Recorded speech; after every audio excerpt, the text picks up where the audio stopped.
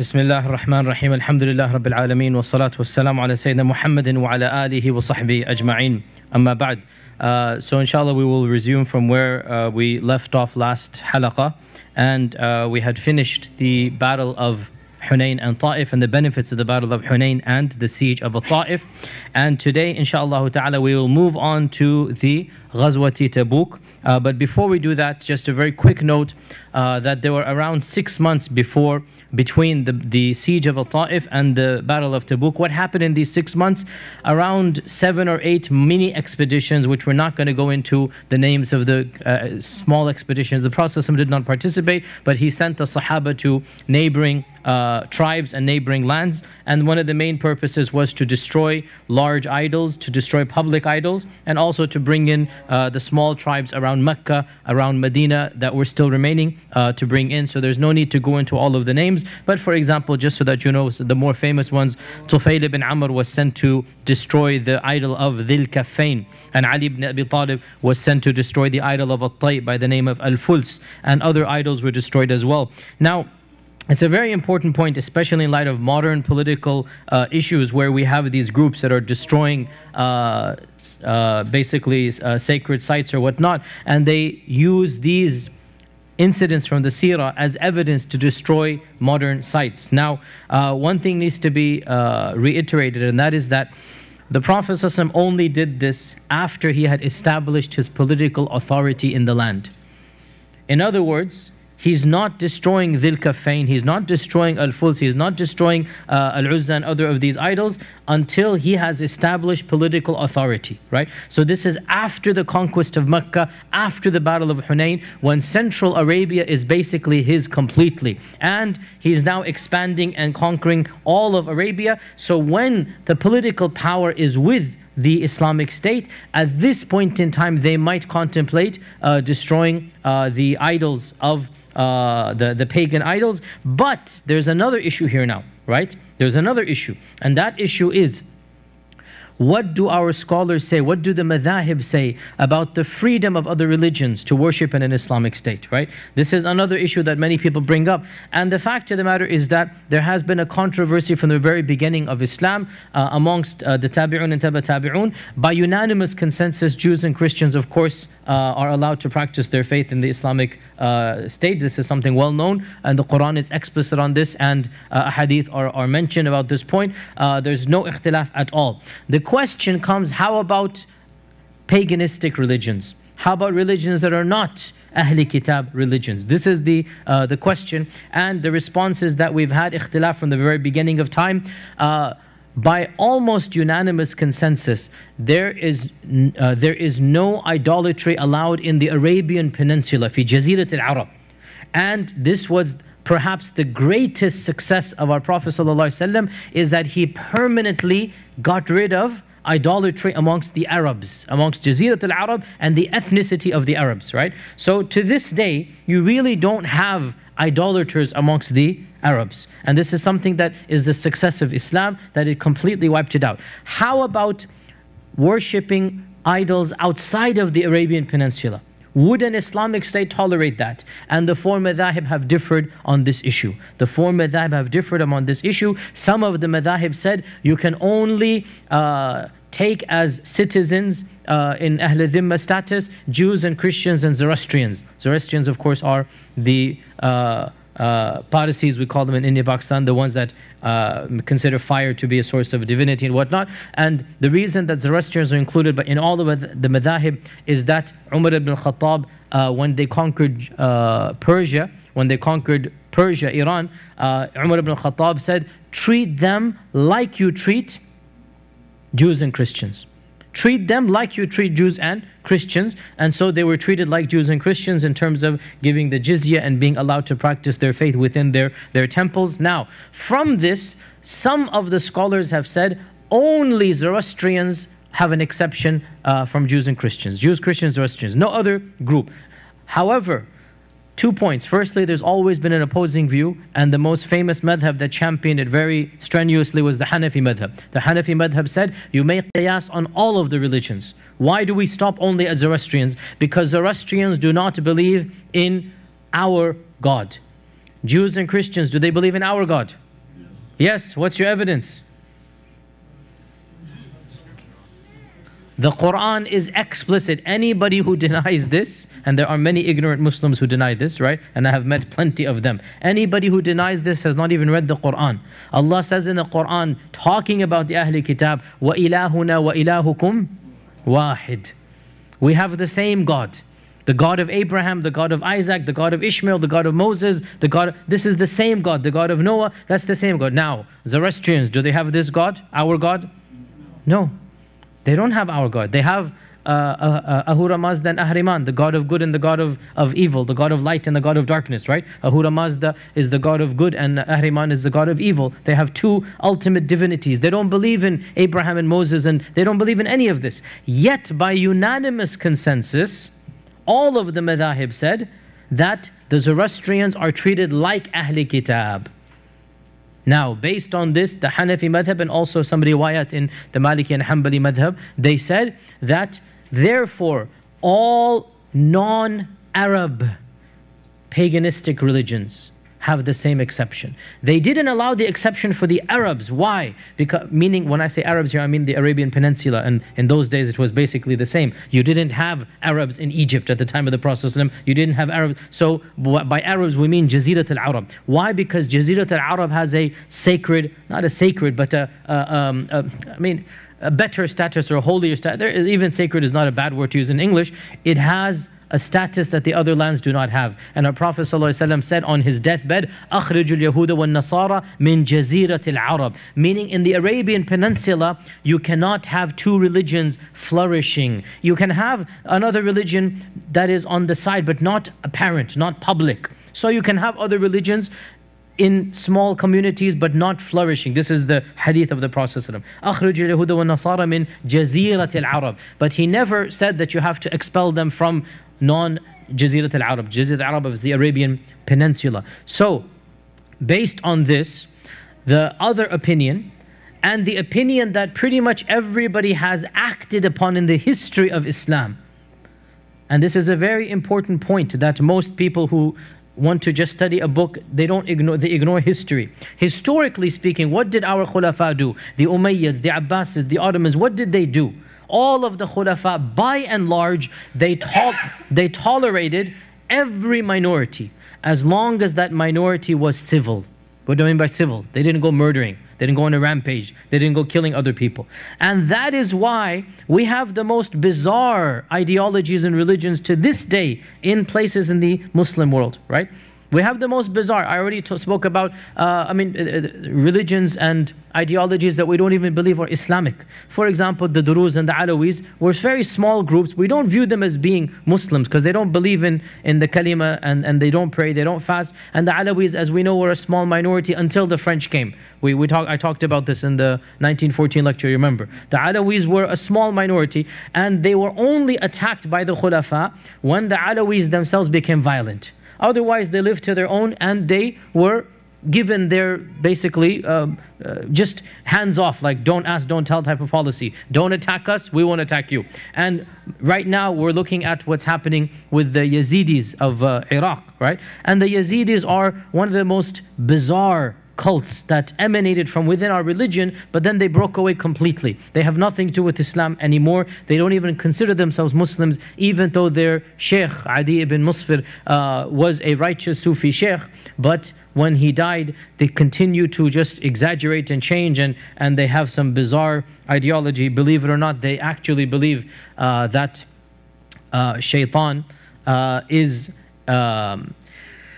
he repented from his sin, and he is now worthy of being an intercessor between them and Allah or God. And so they worship Shaitan al-Taq. They call him the golden peacock. They call him al-Tawud. They call him the golden peacock. And so they have this misnomer that they are Satan worshippers. There's an element of truth and there's an element of exaggeration. They don't view Shaitan as being Shaitan, but they worship Shaitan in some bizarre way. Right? So anyway, going to my tangent. You don't want to know about, well, maybe you don't want to know about Yazidis, but it's not, the topic now is not Yazidis, right? No way. This is new. This is news to me. Wow. Well, then bring them. We want to speak to them. If they converted to Islam, bring them. We want to speak to them and find out, because I have never met in my life a person of this belief. My point being, the Yazidis have existed. This Adi ibn Musfir, he died around 532 or something Hijrah. Right? So that's around 1,000 years ago. And it took like 100 years for them to develop and evolve. This is in the heartland of the Abbasid Caliphate. This is in the heartland of the Abbasid Caliphate. And they were allowed to just be alone and do what they're doing. What does this demonstrate? Historically speaking, I mean, look at the Mughal dynasty, right? If the Mughal dynasty had attempted to follow the strict Shafi'i position, they would have immediately ceased to exist. The majority of the inhabitants were what? Hindu, right? And they allowed them to be as they are. And this is the standard Hanafi position. So the point being that, and I say this because these incidents of the Prophet destroying idols and whatnot, it is now being used in our times by these groups, firstly to destroy sometimes things that are not idols. And now, technically speaking, I want to be very blunt here. In an ideal Islamic state, you could not practice shirk publicly. So if you were of another religion, you will worship in the way you want to worship in your place of worship. And these idols that were destroyed were public idols. So there's a difference between a public icon of shirk, you have a public idol, right, versus the temples that are closed and only the people of that religion come into that temple. Historically speaking, this is how it had existed in Muslim lands. That the people of other religions, they had their places of worship. Zoroastrians, from our perspective, they worship fire. Now I say this, Zoroastrians don't agree with what I said. They would say we're not worshiping fire. And from their perspective, they don't consider it worship. From our perspective, when you present offerings and you bow down and you consider fire to be holy and whatnot, we call this ibadah. From our perspective, they are worshipping. From their perspective, they say they don't worship. My point being, the Islamic State allowed them to worship other than Allah in their lands, but within their temples. They were not allowed to go public in this regard. So here we have an extremism that we see in our times of these groups, that they want to destroy anybody that doesn't agree with them. And in our religion, firstly, if you want to do this properly, you need to have authority in the land. You need to have statehood. Our Prophet ﷺ didn't begin his da'wah by destroying the idols around the Kaaba, did he?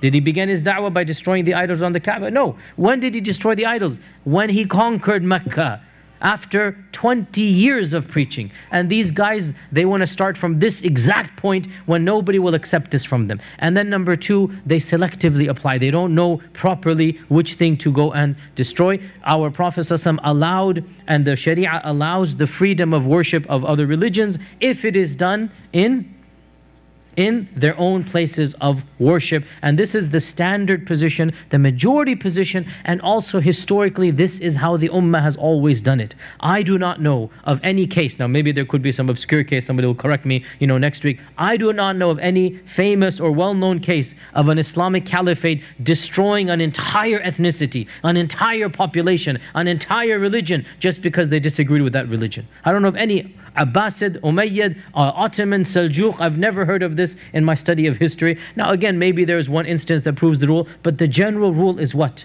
The Ummah tolerated the beliefs of other religions as long as some conditions were met, and of those conditions is, and this is a common sense condition, don't practice your shirk out in public. Don't have an idol in the town square and sacrifice to the idol in the town square. If you want to do something that goes against the worship of Allah Azza wa Jal, that's something in your own religion basically, then you do it within your own community, not in front of others. And I say this again because these types of incidents are misused and abused by the modern groups in our times, and this is not, in my opinion, a correct understanding of the Sharia. Now, we move on now to the Battle of Tebuk. The Battle of Tebuk, and we'll spend, inshallah, a few weeks on the Battle of Tebuk.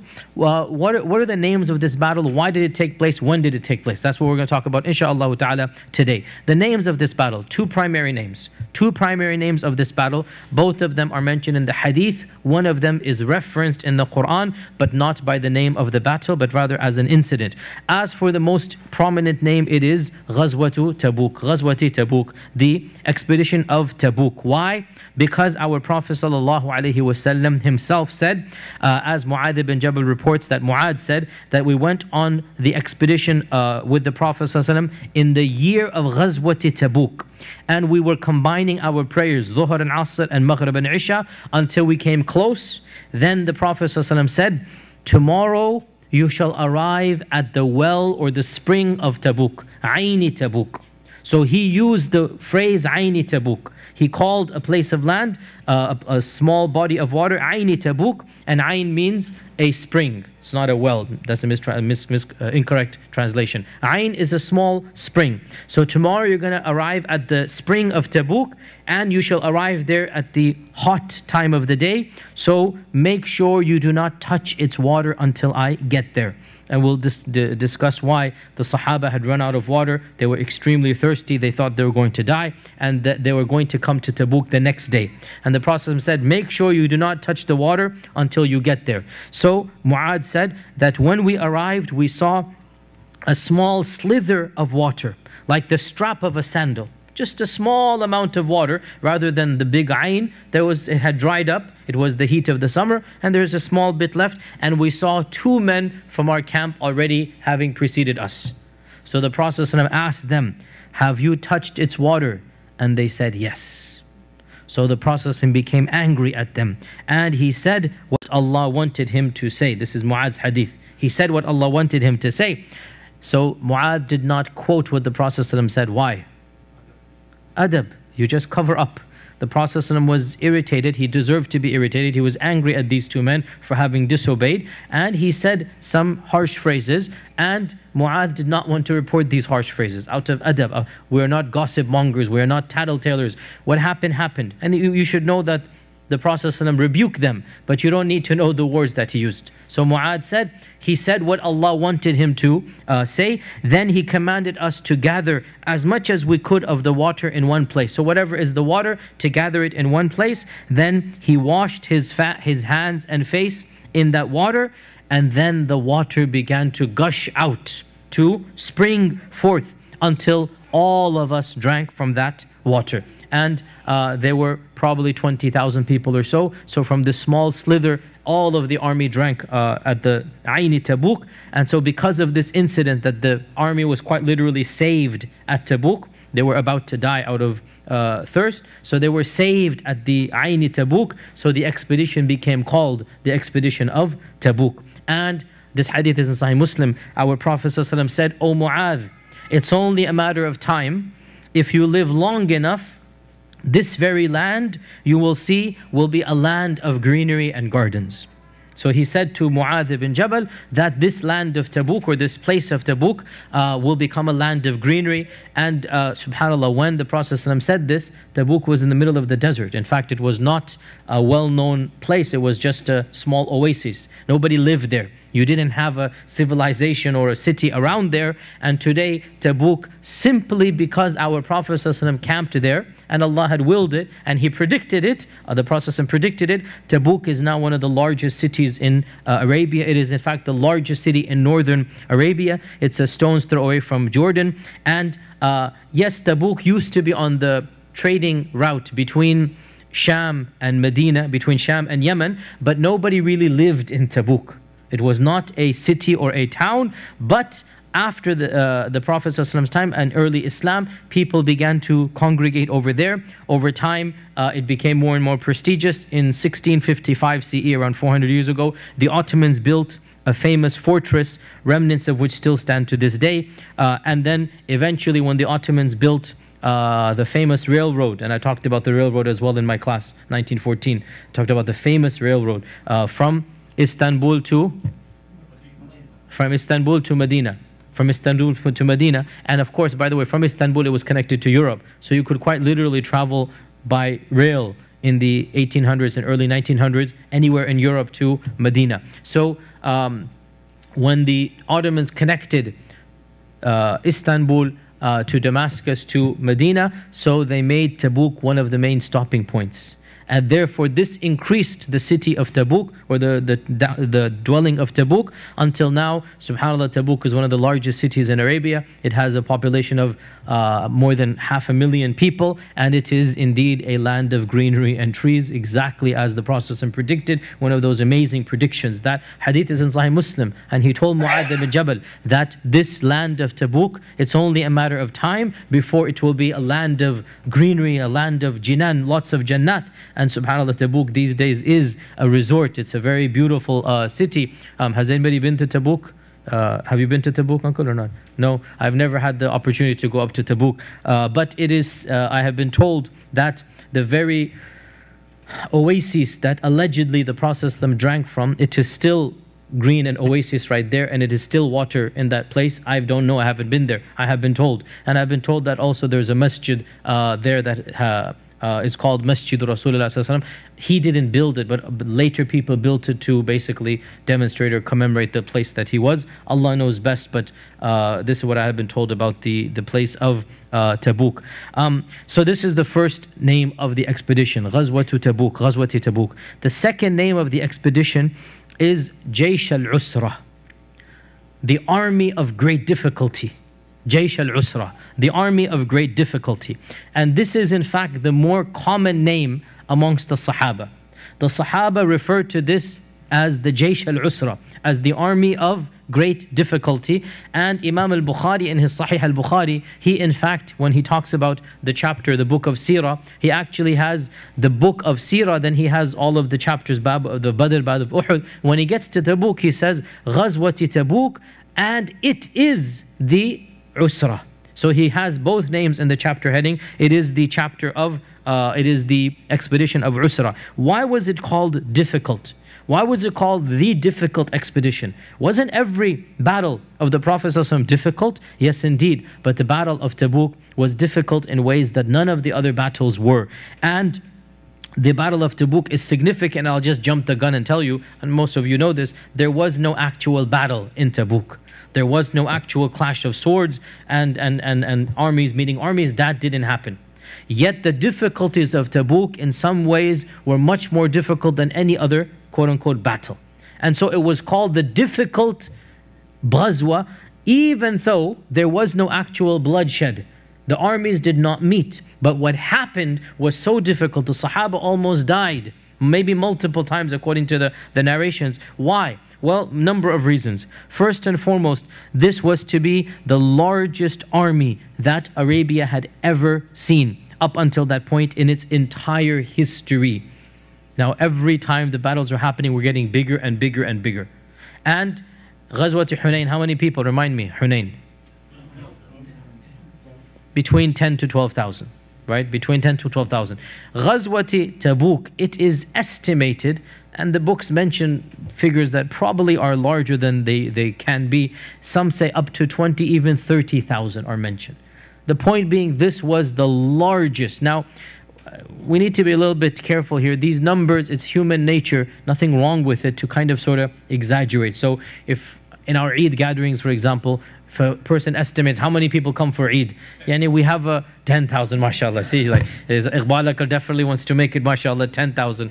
It's human nature. You see a large gathering and you kind of sort of, you know, inflate the numbers a little bit, right? If it's on your side, you want to do that. And then if it's the other side, if you don't like this group, so the classic example, by the way, when there's protests taking place anywhere in the world, those who are supportive of the protests, mashallah, tabarakallah, the zeros get added, right? Those who are against the protests, the zeros get cut off, okay? And this is universal. And subhanAllah, it's human nature. So nobody should say, astaghfirullah, that are you accusing the historians of lying? It's human nature. It's not lying. You see a large number, so, and the Sahaba didn't have a checklist. They didn't go through the roster, 1, 2, 3, 4. When somebody's saying 20,000, yani take it, you know, with understanding, okay, means it's a large number. Doesn't have to be exactly 20,000. Realistically, 20,000 seems like a too big of a number for that time and place. Nonetheless, it is, let us say, the largest expedition ever mounted by our Prophet sallallahu alaihi wasallam. So it's large. When it's large, what does that mean? Why will that be difficult? Resources, logistics, food, water, right? So all of this comes into play. Also, Ghazwat Tebuk, it took place late July. Late July it took place. So it is the hottest time of the year where temperatures rise around 110, 115 degrees Fahrenheit in Medina. For those of you who have been there, and I have lived there for 10 years. It is just surreal, the amount of heat that is in the summer over there. You cannot function at all. And that's why it is the habit of the people in those regions. They don't work between Dhuhr and Asr. They just stay inside, they have a siesta, and then they work again after Asr. You cannot work in such heat. So it took place in late July. Also, Ghazwat Tebuk is the furthest distance the Prophet ﷺ traveled as a prophet with an army. Of course, he traveled to Jerusalem in Isra al-Mi'raj. That's a separate thing. In his youth, he traveled to, with his uncle, if the story is valid, he traveled to Syria as well. But as the leader of an army, this was the furthest distance he ever traveled. So he is leading an expedition far away from Medina, probably 1,000 miles away, around 1,000 miles away from Medina. And this is they're walking in the desert sun in July to go to Tebuk. Also, going to Tebuk and coming back would have taken more than a month, at least 25 days or so. And August is harvest season. August is harvest season. Right after the summer is going to be the harvest season. So if they went to Tebuk, they would not be able to harvest the crops. And we need to realize one thing which is very bizarre for most of us to even imagine. Most people, for most of their lives, humanity, before the era of modern jobs, did not know how much money they would make every month. We are accustomed to something called a salary. We know how much we're going to make exactly every month. Wallahi, this is a blessing from Allah, the likes of which we cannot understand. The majority of humanity, for most of its existence, lived day to day, week to week, month to month, just not knowing what's going to happen. And there were certain seasons that you stored up for multiple years, if you could. And the number one season was harvest season. If you owned a farm, obviously. But even if you didn't, harvest season was the time of money. Why? Laborers. People need to do things, right? So for the entire agrarian society of Medina, and it was an agrarian society, for the entire agrarian society of Medina, harvest season is basically your paycheck, not for the month, for the year. This was the biggest amount of money that would come to them would be in this harvest season. And now they're being told, sorry guys, tough luck. No, nothing. You're going to have to go, leave your harvest, leave everything, and then come back, late August, and you will not get that big paycheck. This isn't the bonus paycheck. This is their hand to mouth. This is their daily bread. So this was obviously another test that they had to do. And then, of course, the primary issue is that what happened in this expedition was that the army ran out of rations, that there was too many people, too many mouths to feed, and they ran out of even water. And it is narrated, Umar ibn Khattab was asked by Ibn Abbas and others that tell us about the issue of the usra, what happened in the expedition of difficulty. So he said, we left with the Prophet ﷺ in Tebuk, to Tebuk, in extremely hot weather. And we reached a place where we felt so thirsty, we thought that our throats would collapse. I mean, he used an Arabic expression, we would die. And people went out in search of water, but they came back even more tired and hungry and thirsty, nothing left. They're literally about to die. Some people sacrificed their camels in order to squeeze the water out of the sack of the camel. Now, I have never seen or done or tasted this, but I'm assuming that is a very disgusting and bitter thing. And it will probably bring you more salt than water. But nonetheless, they were so desperate, they killed their camels. Now, when you kill your camel, what does that mean? You have to walk the way back. Walk the entire way back, right? So they decided to kill their camels in order to squeeze whatever juice they could out of the sack of water that the camel has, until finally Abu Bakr pleaded with the Prophet ﷺ that, Ya Rasulullah, make dua for us. Like, we need a miracle, basically. We need a miracle. Now, can you imagine the state of affairs where they're literally, they think they're going to die in this regard, to which the Prophet ﷺ said, if you wish. And he raised his hands, and Umar ibn al-Khattab said that he did not bring his hands down until the skies began to pour rain. So this is another miracle, and we have talked about these miracles many times. This is another instance where immediately, as soon as the Prophet raised his hands, clouds came, and Umar said that we were able to fill all of our canisters and containers with that rainwater. Now, by the way, this also shows us a very interesting thing. The Prophet ﷺ did not rely upon miracles. He sees the Sahaba at the very verge of death, but it was Abu Bakr that had to prod him. Ya Rasulullah, please, for the sake of... Why? Because, subhanAllah, this is what you call akhdu bil asbab. This is what you call, you have to take the means. He is Rasulullah ﷺ, he's going to get miracles, of course, but he doesn't want to just rely on them. He wants to teach all of us a lesson, that you have to struggle to get to the goal. And this is the reality throughout the seerah, that the Prophet had to struggle. Badr, Uhud, we see how desperate, Ahzab. Look at the very end. Yes, the miracle comes. It does come, but not at the beginning. Only after struggle, only after sacrifice. And in this, inshallah, is the lesson for us as well. Maybe our miracles will not be as blatant. Maybe one of us cannot just raise our hands and then it will start raining. But wallahi, the true believers who follow the path of the Prophet ﷺ, they will see such many miracles. Maybe not to this level. Things will happen to them in their personal lives that they will see for themselves if they put in the struggle, if they put in the effort and they taste the bitterness of the struggle, then Allah Azza wa Jalla will bless them in the end. So for all of these reasons, it was called Jaysh al-Usra, the difficult Jaysh, and the Quran references this indirectly in the Quran, in a verse in the Quran, that Allah Azza wa Jalla says, لَقَدْ تَابَ اللَّهُ عَلَى النَّبِيِّ وَالْمُهَاجِرِينَ وَالْأَنصَارِ الَّذِينَ اتَّبَعُوهُ فِي سَاعَةِ الْعُسْرَةِ. That Allah has accepted the repentance of the Prophet ﷺ and the Muhajirun and the Ansar, those who followed him at the time of difficulty. Sa'a here would translate as at the time of difficulty. Those who followed him at the time of difficulty. This is Surah Tawbah, verse 117. Surah Tawbah, verse 117. So Allah called it fi sa'atil usra, at the time of usra. And that is what the name of Tebuk is. Qatada, who is the main student of Ibn Abbas, he commented on this verse. This verse refers to the Battle of Tebuk. Sa'at al-Usra, it refers to the Battle of Tebuk. They left towards Syria in the blazing summer, and they were tested severely. So much so that it is mentioned that 2 or more people were rationed 1 date per day. 2 or more people were given 1 date as the ration per day. And they would split that date amongst themselves. However many, they would split it up.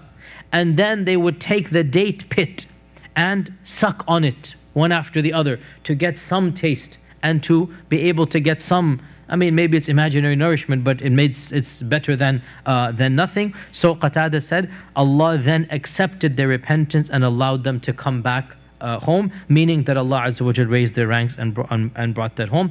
And therefore these are the 2 primary names of this expedition, the expedition of Tebuk and the Jaysh al-Usra, the army of difficulty. And I explained why each one is called which. When did this take place? It took place in the month of Rajab in the 9th year of the Hijrah, 6 months, exactly 6 months after the siege of Al-Ta'if. And if you calculate this out in our modern times, it's basically late July or maybe early August is when it took place. Late July or maybe early August, that would be the Rajab of the 9th year of the Hijrah. And so we understand why it would be so hot. Now, why did Ghazwat Tebuk take place? What are the reasons for this war? What were the causes of Ghazwat Tebuk? To be honest, this is something that I have not found a satisfactory answer. After teaching seerah many times and just glossing over this, I have not found a very clear-cut answer. And I have come to a conclusion that inshallah we'll share today. But firstly, what are some of the reasons mentioned by the classical scholars of seerah? Some of them are outright bizarre. Some of them we can just dismiss immediately. For example, Ibn Asakir, one of the famous historians, he reports, and this report is mentioned by Baghawi and Ibn Kathir, he reports that the Yahud enticed the Prophet ﷺ to go up to Syria. They goaded him. They tried to basically trick him to go into Syria, and they said to him, if you are a true prophet, then you must go to Asham, because Ash-Sham is the land of the prophets, and Ash-Sham is the land of Mahshar, of Judgment Day. So according to this report, the Yahud wanted to get rid of the Prophet being in Medina and send him on some goose chase of an expedition so that he abandons Medina, so that they could then get rid of the Muslims. And according to this report, this is why Allah revealed in the Quran, Surah Isra, verse 76, وَإِن كَادُوا لَيَسْتَفِزُّونَكَ مِنَ الْأَرْضِ لِيُخْرِجُوكَ مِنْهَا وَإِذًا لَا يَلْبَثُونَ خِلَافَكَ إِلَّا قَلِيلًا وَإِن كَادُوا لَيَسْتَفِزُّونَكَ مِنَ الْأَرْضِ. They try their best and they almost have succeeded in getting rid of you from the land. They have almost succeeded in getting rid of you from the land, but if they were to succeed in getting rid of you, then they themselves would only last for a short while before Allah destroys them. So this verse in Surah Al-Isra, it is said by Ibn Asakir and others, was revealed because the Yahud tried to trick the Prophet ﷺ and send him up to north to the land of Ash-Sham. But this simply cannot be true for multiple reasons. Who can tell me some of the reasons? Number one, there's no Yahud left. That's number one. There are no more Yahud left in Medina or the surrounding areas of Medina. Number two, it's really, can we imagine our Prophet just listening to something like this? Just like such a blatant trick. It doesn't make any sense. Number three, it's a little bit more advanced, this one. Surah Isra. It's a Makki surah. So how can I refer to Ghazwat Tebuk? It's a Makki surah, has nothing to do with Ghazwat Tebuk, okay? So this reason really we just dismiss it. Other reasons are given that perhaps might be more plausible. One reason given is that, and this is mentioned by Al-Hafidh Al-Haythami in his Majma' Al-Zawaid and other books, that the Romans were sending an expedition to battle the Muslims. That the Romans were sending an army to battle the Muslims, and according to this narration, the chieftain of the Ghassanid Arabs, the Ghassanids were northern Arabs, the northernmost Arabian tribe that bordered the Roman Empire. And over the course of the last centuries, they had converted to Christianity. So the Ghassanids were one of the Christian Arab tribes, and they had a very cozy relationship with the emperor, with the Caesar. And it is reported in this narration that the chief of the Ghassanids sent a message to the Caesar of Rome that he wants to attack Medina, or according to one report that the Prophet is dead, which was a false report, is a fake report, and send an army so that we can attack Medina. So according to this report, 40,000 Roman troops were sent to Tebuk, or at least were sent down, and the Prophet went up to battle them. Now, again, I'm a little bit more critical and whatnot. Firstly, the narration itself, it doesn't seem to be authentic in terms of isnad. Secondly, the Romans, really it is not conceivable to imagine them sending 40,000 troops to battle the Arabs, because they didn't care about the Arabs. They didn't pose any threat to them. Right? They weren't interested in oil back then, okay? And there's no reason for the Roman Empire to send a massive legion down south. It's really nonsensical. If they wanted to conquer the Arabs, they could have done it at any time of the last 300-400 years. So this also seems a little bit, bizarre, and it doesn't seem to be very true. Another report given is that the Ghassanids themselves were the target and not the Romans. The Ghassanids themselves were the targets and not the Romans, and that there was a threat that the Ghassanids would attack Medina. Now there seems to be some basis, there's some whisperings in the seerah of the validity of this. For example, when the Prophet ﷺ took a month off from his wives, if you remember the story, about there was some marital disputes happening, and the Prophet ﷺ cut off from his wives for 1 month, if you remember, and he went and he lived in the masjid. We didn't talk about the story, and inshallah when we finish the seerah, we'll just quickly go back and do the Ummahat al-Mu'mineen quickly. We don't have that much narrations about them. Whatever we have, we'll do them, the mothers of the believers, and whatever stories we have about them. And we'll talk about this story as well, that for 1 month the Prophet ﷺ, he cut off from his wives and he stayed in the masjid because the Ummahat, the mothers of the believers were demanding bigger houses and more money and whatnot. And then Allah revealed in the Quran that in kuntunna turidna hayata dunya wa zinataha, if you want this world and all that it has, fata'alain, come and I will give you as much as you want and I'll let you go and you live your own life. But if you want Allah and His Messenger and the final dar al-akhirah, then this is what I have to offer. Meaning, I'm not going to give you a luxurious life. Now, in that narration, Umar ibn al-Khattab narrates the story that his co-worker, his colleague, his friend came running to him, rushing, and he said, something's happened. And Umar jumped up and he said, has the king of the Ghassanids attacked yet? And the man said, no, something worse than this. The Prophet has divorced all his wives. Now this turned out to be a bit of exaggeration. He didn't divorce them. He basically separated for a month. But the point being, what did Umar say? What was he worried about? Has the king of the Ghassanids attacked yet? So this shows us there's some whiff of the Ghassanids having a threat, there being a threat. We've also seen in the past that the Ghassanids have caused issues. They have killed the messenger of the messenger. They did some very harsh things. So perhaps this is a semi-legitimate reason. But if this is the case, the question really needs to be asked, why the month of July? If you want to take revenge at the Ghassanids, if you want to attack the Ghassanids are not going to come down in July. It's too hot for anybody to do it. So why the month of July? And this really only leads us, and by the way, there's also the claim here that the Prophet wanted to get revenge for what had happened in Mu'ta and in the other massacres, and up north were the tribes that did the massacres, and the Ghassanids had helped those tribes, so he wants to take the revenge. Also the death of Ja'far as well, so he wants to get revenge at the death of Ja'far. But once again, the question that needs to be asked, why now? This can wait until January. Why do we need to go right when the season is ripe, the harvest is coming in, the desert heat is at its climax? Why do we want to go at this point in time? And really this only leaves us one logical answer, and that's the one that I have to come with, and that is, it was a command from Allah to test the believers. That there doesn't seem to be an immediate threat, is what I'm trying to say.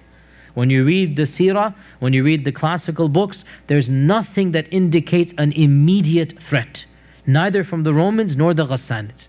So what it appears to be the case, and Allah knows best, we cannot go back, but whatever seems to be the case is that this was a test from Allah, a direct commandment from Allah that could not be disobeyed. And our Prophet ﷺ told the Sahaba, you have to go and fight. And there is no questioning. Once he's given the command, then there is no questioning. And perhaps there is some evidence for this in the Quran.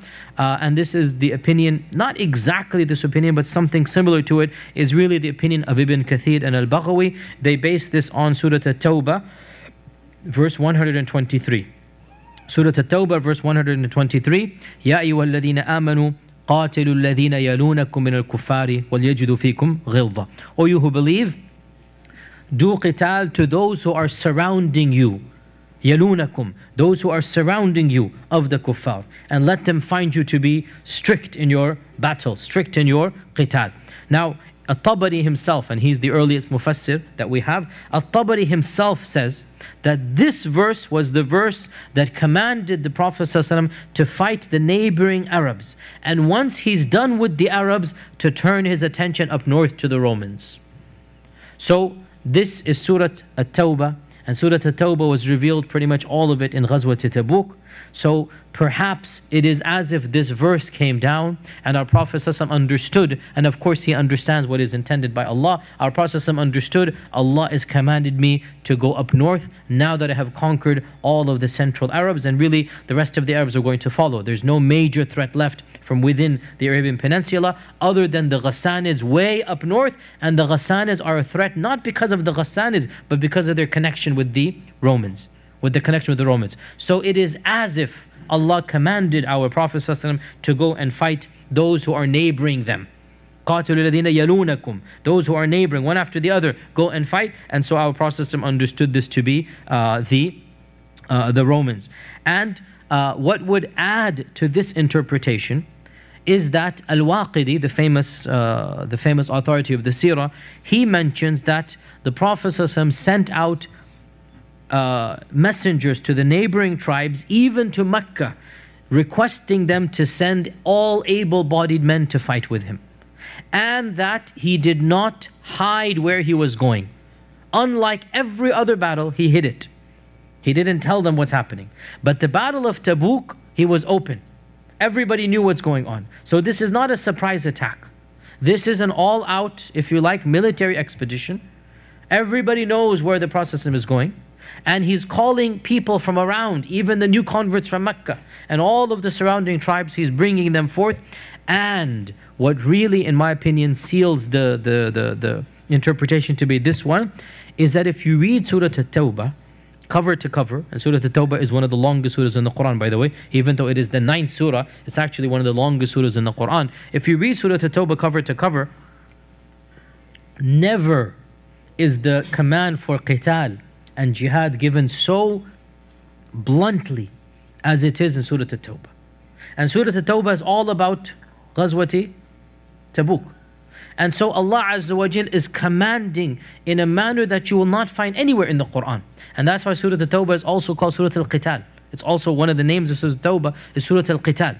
Because it is all about qital, qital, qital. And look at what Allah Azza wa Jal says. For example, in Surah At-Tawbah, يا أيها الذين آمنوا ما لكم إذا قيل لكم انفروا في سبيل الله اثاقلتم إلى الأرض أرضيتم بالحياة الدنيا من الآخرة فما متاع الحياة الدنيا في الآخرة إلا قليل. O you who believe, what is the problem? Why? What is the problem? ما لكم. When it is said to you, infiru, go ahead, forth in expeditions. And infiru is the term that the Prophet is using, that I need you to go out. What is the matter with you? When you are told to go forth, your bodies feel heavily attracted to the ground. اثاقلتم إلى الأرض.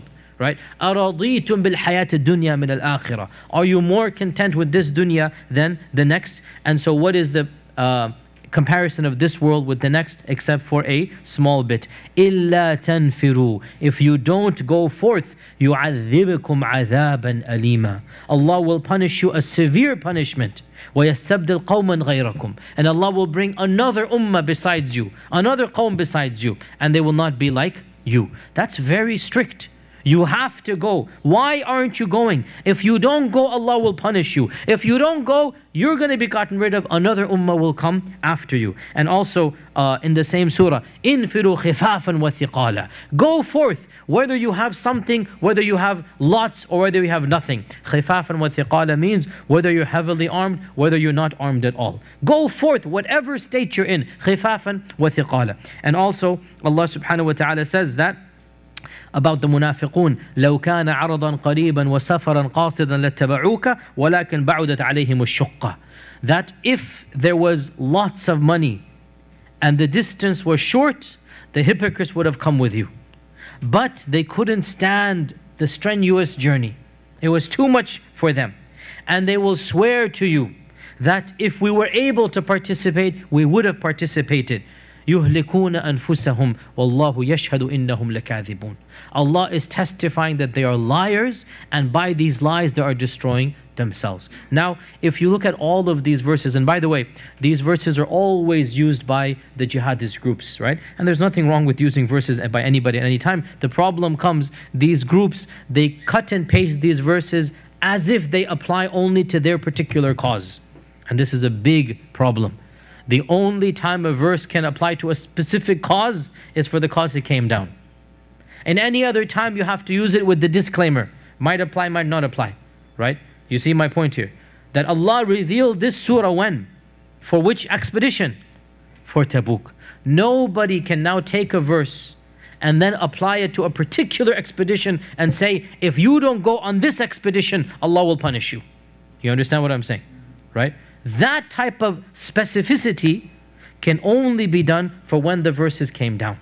All of these verses are valid. And wallahi, there will be many expeditions in the past and in the future where these verses will have some legitimacy. But you are not allowed to, and this is one of the things that these groups do, you are not allowed to cut Quran and Hadith, then apply it only for your situation, such that it was revealed just for you. No, it was revealed for Battle of Tebuk. And the bluntness of encouraging people to go for qital in Tebuk, you will not find it for any other battle. And I don't have time in these lectures to read all of Surah Tawbah for you, but please, one of the things of the seerah and that I'm doing, I reconnect you with the Quran. And I want you to read Surah Tawbah now, when you get a chance, with this in mind. With the incidents of Tebuk in mind, you will find the strictness and the bluntness of going for qital, of encouraging jihad. You will not find it in any other surah.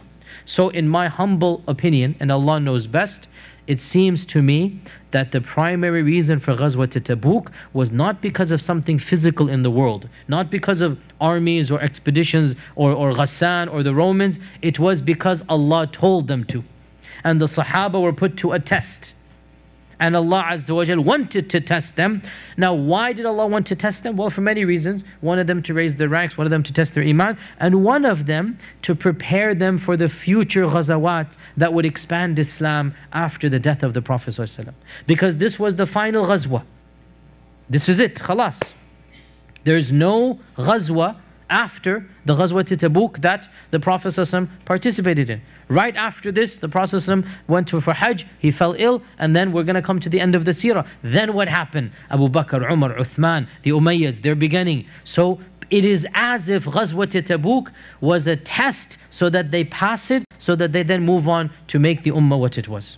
Allahu Alam, this is my 2 cents, take it or leave it, but this is what I see to be the case. If you look at the context and the story, there's no threat. It is a commandment from Allah merely to test the Sahaba. And that is why no battle took place. There's no need for a battle. They passed the test. They showed that they had the determination. In fact, the battle is easier than what they had to undergo, right? To give up all that they had to do.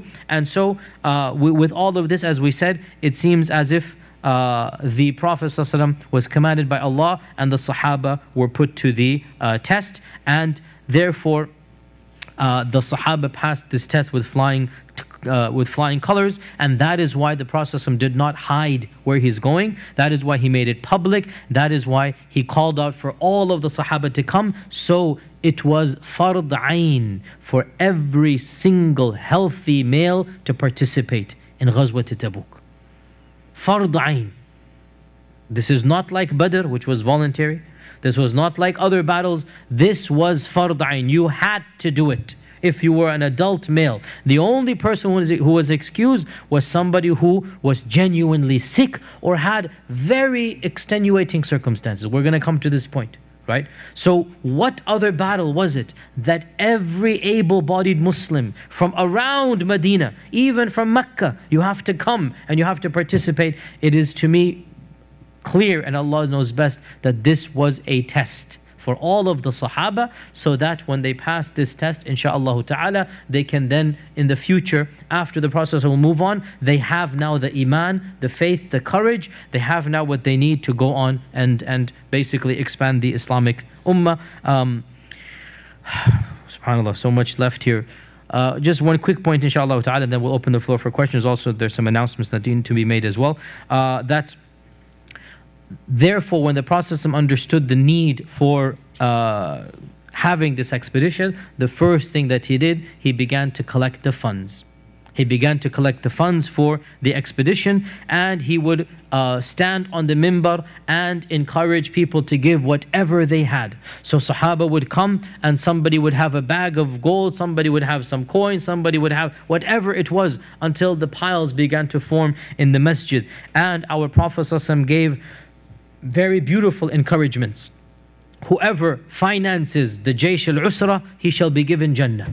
If you help in financing Jaysh al-Usra, you will be given Jannah. Whatever you can help out with, that's a beautiful blessing and praise. Whoever finances Jaysh al-Usra will be given Jannah. And so the Sahaba began to donate whatever they could.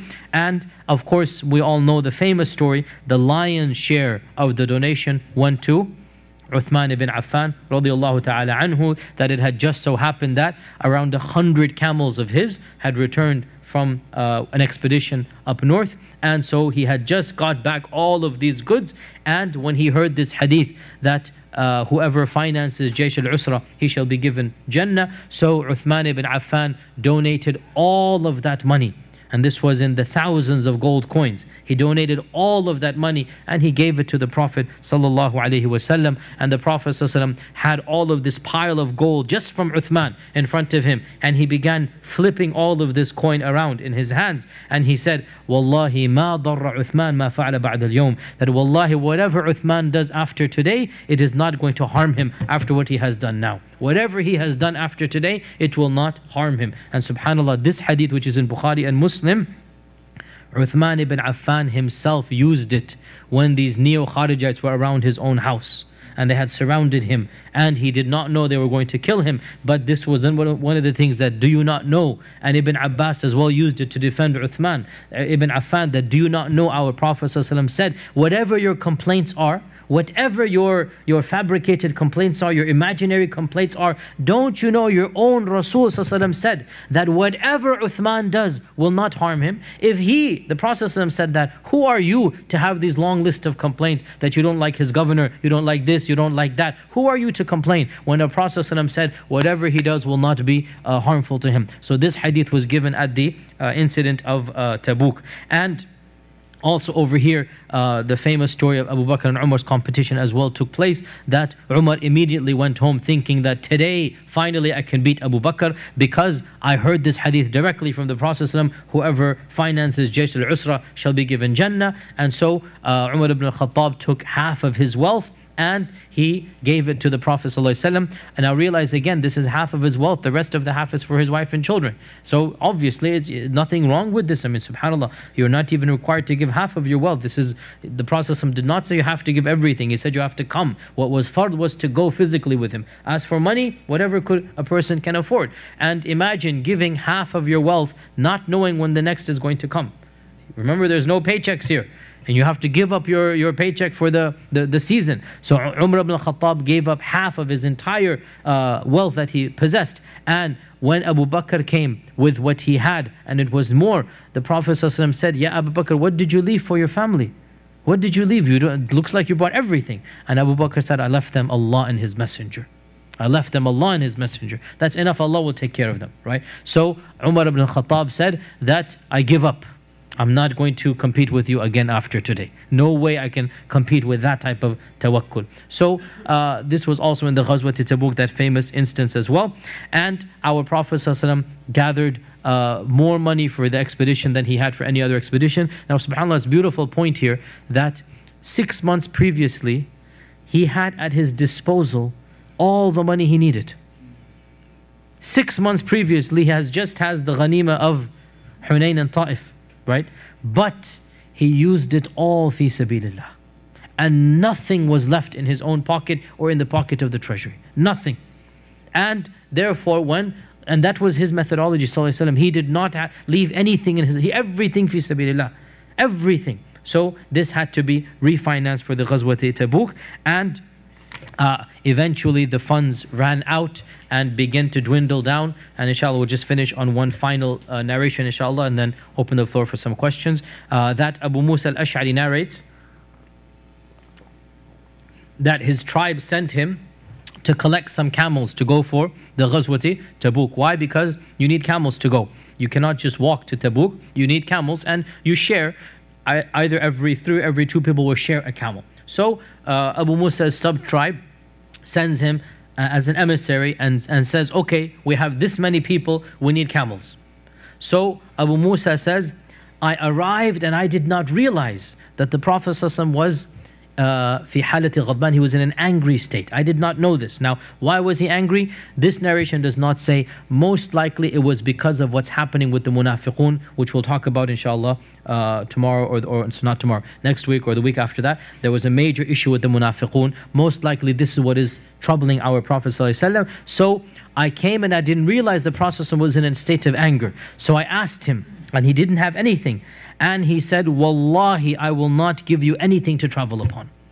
Like, that's a slightly harsh way to say it. Abu Musa wants to come. He wants to go. And the Prophet said, Wallahi, I'm not going to give you anything to travel upon. So Abu Musa says, I returned distressed. Did not realize, I didn't know he was angry from something else. And I thought I might have done something wrong. He is angry with me. He is irritated at me. I went back and I told my tribe that our Prophet said such and such, that he's not going to give us anything, and I do not know why. And then barely had any time passed when Bilal came, and Bilal said to me, the Prophet is calling you. So Abu Musa came, and the Prophet said, take these 2 camels, and then these 2, and then these 2, and he's giving them 6 camels. Total of 6 camels. I have just purchased them from Sa'd. So what had happened obviously was that some money had come, and so he purchases 6 camels. He remembers Abu Musa needed the camels. He gives them to him. So the Prophet is registering who's coming and what they want, and he then fulfills this. What this also shows is that when you give an oath and you don't mean it, the oath is not considered valid, because he said, Wallahi, I'm not going to give you anything. Why did he say this? Because he didn't have anything. He did not have anything. So there's nothing to give him. And we use the phrase Wallahi as an expression, and sometimes we use it as a genuine qasam. And it is obvious from the context. One is the 2. So for example, you want to go and eat over here? Wallahi, I don't want to go there. You don't mean like you're swearing by Allah you're never going to go there. It's just an expression, you know. Wallahi, we don't feel like going over there right now. Whereas in a serious state and somebody has accused you of, let's say, you're lying or something, Wallahi, I am not lying to you. Now when you say it, you mean it. And there's a clear context. And Allah says in the Quran, لا يؤاخذكم الله باللغو في أيمانكم وَلَكِنْ يُؤَاخِذُكُمْ بِمَا عَقَّدْتُمُ الْأَيْمَانِ. Allah does not call you to task for the laghu, for the vain times that you give the ayman. Ayman means say wallahi. But rather Allah will call you to task for that which you are strict and firm about. And our Prophet ﷺ is a human being, and things are happening that sometimes perturb him, make him angry. The Arabic word used is ghadban. And sometimes he will take it out in a manner that Abu Musa did not understand. But it wasn't because of Abu Musa's fault. And therefore, when the money came and he's able to purchase it, he gave it to Abu Musa al-Ash'ari. But Abu Musa wanted to confirm, because the Prophet had sworn, Wallahi, you're not going to give it to me. And now he is giving him the camels, so he was a bit confused now. So he took his tribesmen and he wanted to clarify that you used the qasam and now you're giving me the camels and there's the issue or whatnot. So it was explained to him that no, it's all right, you can take the camels. And this shows us the consciousness of the conscience of Abu Musa and the Sahaba. They felt awkward like taking the camel now that the qasam has been given, and the Prophet said, I'm not going to give you anything. Then he gave him. And so he had to be explained what happened here. And that is that the Prophet did not have any money. And so he said, I have nothing to give you. And he came out in a way that sounded a little bit different than it should have. And so when the money came, the camels were purchased and given over to Abu Musa al-Ash'ari. And inshallah with that, we will pause for today and continue inshallah ta'ala next Wednesday بإذن الله تعالى. فانتصر وحملته في فلكك المشحون يا من أحال النار حول خليله روحا وريحانا